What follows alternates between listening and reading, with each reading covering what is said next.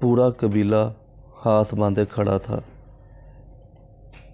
مذہبی دینی خاندان کے ایک فرد نے اللہ اور اس کے رسول صلی اللہ علیہ وآلہ وسلم کے وہ ارشادات پڑھ کر سنائے جس میں معاف کرنے اور بخشنے کو اللہ کے نزدیک سب سے پسندیدہ فعل قرار دیا گیا ہے، کیونکہ یہ خود اللہ کی سنت ہے۔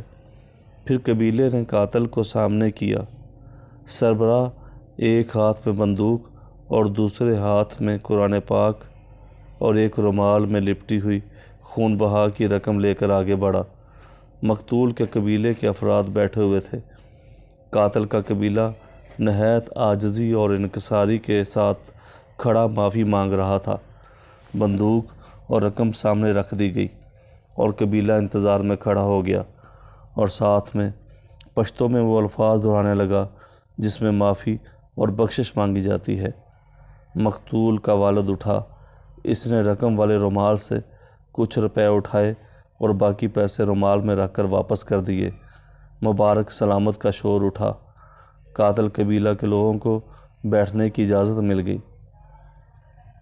بزرگ نے دعا کی اور ایک دوسرے کے خون کے پیاسے دسترخوان پر اکٹھے بیٹھ کر کھانا کھانے لگے۔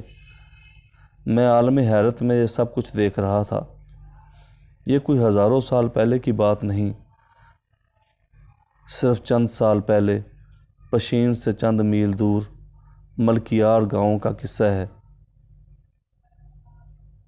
بندوق سے مسلح افراد کالے کوٹوں میں ملبوس وکیل عدالت کے احاطے میں جمع ہوتے ہیں اور امن و امان نافذ کرنے والوں کی جان پر بنی ہوتی ہے۔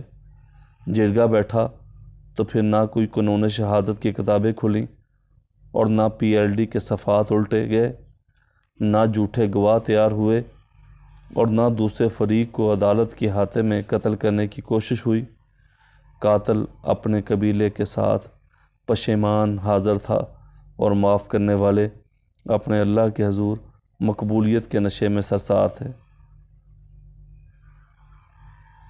ٹھیک 10 سال بعد جب میں نے امریکہ کی ریاست ٹیکساس کے شہر آسٹن کی سٹی کونسل کے سامنے یہ واقعہ بیان کیا تو وہاں پر موجود کونسلروں کی آنکھیں پھٹی کی پھٹی رہ گئیں۔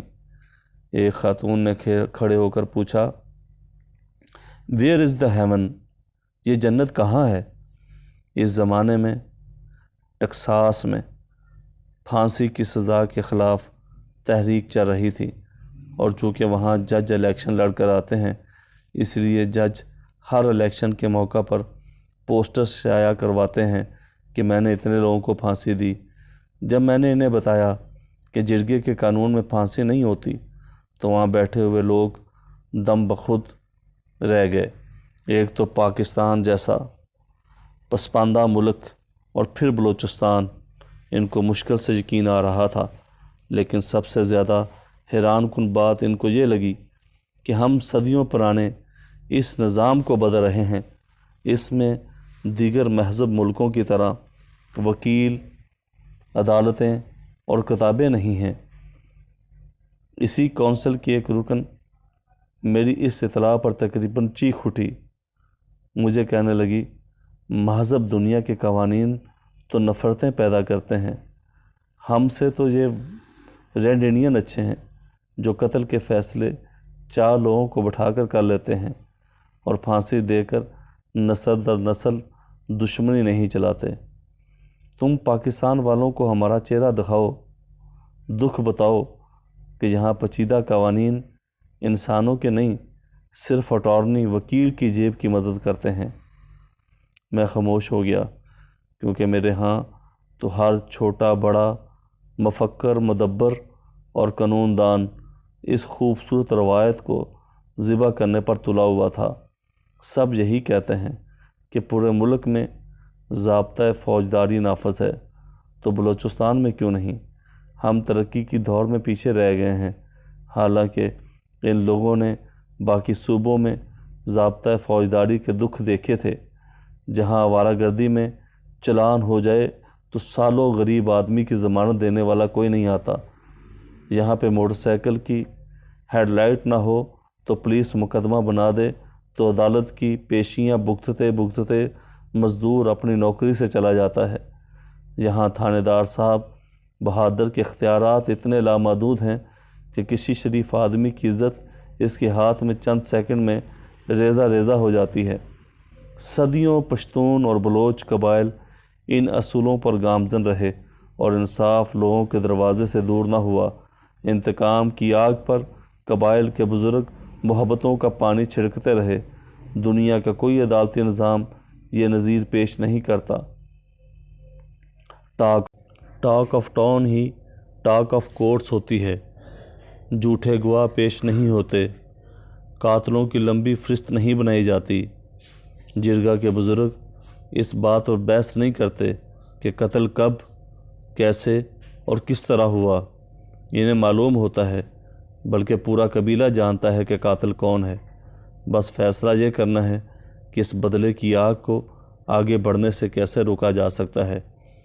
یہ ساری باتیں امریکہ کے شہریوں کو کہانیاں لگتی ہیں۔ ان کے لیے ناقابل یقین ہے کہ ایسی بستیاں بھی ہوتی ہیں، لیکن آج یہ حقیقتیں ہمارے ہاں بھی خواب ہو گئی ہیں۔ اس لیے ہم نے صدیوں پرانے نظام کو چھوڑ کر انگریز کا بنایا ہوا ضابطۂ فوجداری اپنا لیا ہے۔